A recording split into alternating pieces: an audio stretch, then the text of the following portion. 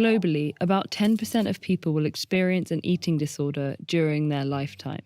And yet, eating disorders are profoundly misunderstood. Misconceptions about everything from symptoms to treatment make it difficult to navigate an eating disorder or support someone you love as they do so. So let's walk through what is and isn't true about eating disorders. First, what is an eating disorder? Eating disorders are a range of psychiatric conditions characterized by these main patterns of behavior: restricting food intake, binging or rapidly consuming large amounts of food, and purging or eliminating calories through vomiting, laxatives, excessive exercise, and other harmful means. An eating disorder can involve any one or any combination of these behaviors. For example, people living with anorexia usually restrict the amount of food they eat, while bulimia nervosa is an eating disorder characterized by recurrent binges and purges. Importantly, these behaviors determine whether someone has an eating disorder. You can't tell whether someone has an eating disorder from their weight alone. People who weigh what medical professionals might consider a healthy range can have eating disorders, including severe ones that damage their long-term health in invisible ways, including osteoporosis, anemia, heart damage, and kidney damage.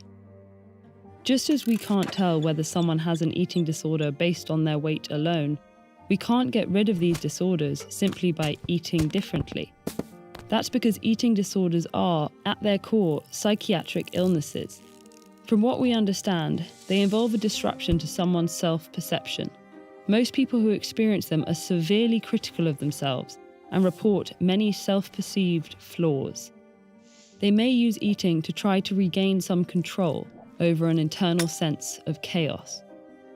We still don't know exactly what causes eating disorders. There likely isn't a single cause, but a combination of genetic and environmental risk factors that contribute.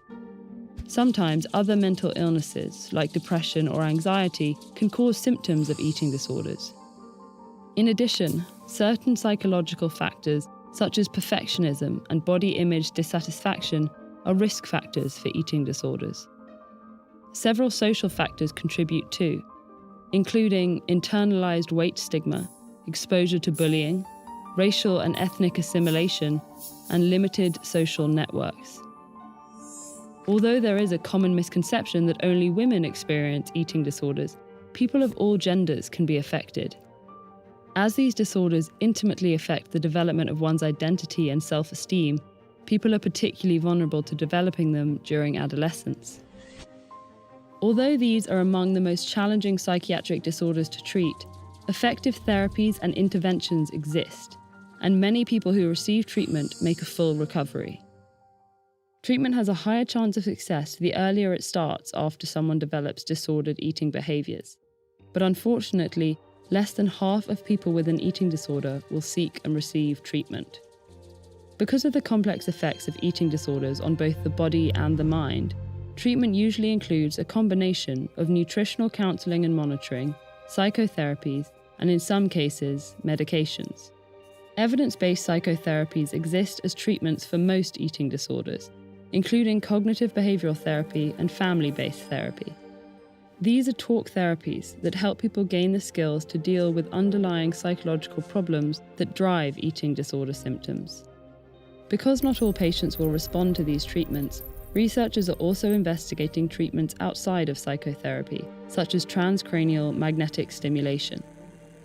Proper treatment can reduce the chances of dying from a severe eating disorder. Eating disorders can provoke a powerful sense of powerlessness, but education for individuals, families, and communities helps erode the stigma and improve access to treatment.